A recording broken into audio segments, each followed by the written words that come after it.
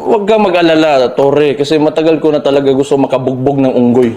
Kung gusto mo lang talaga ng suntukan, bakit kailangan mo pa ng charity? Why do you need kailangan mo pang gamitin yung nangyayari ngayon na baha dyan sa Metro Manila? If you're really serious about this, kung gusto mo yung charity na yan, and you've laid some conditions, then let me lay my own conditions for the event. Kung serious ka talaga, ha? These are my conditions. Pakiusapan mo yung amo mo na presidente and let it come out of his mouth that all elected officials should undergo a hair follicle drug test. Papalagan ko yung charity mo na yan. Wala problema. If it will answer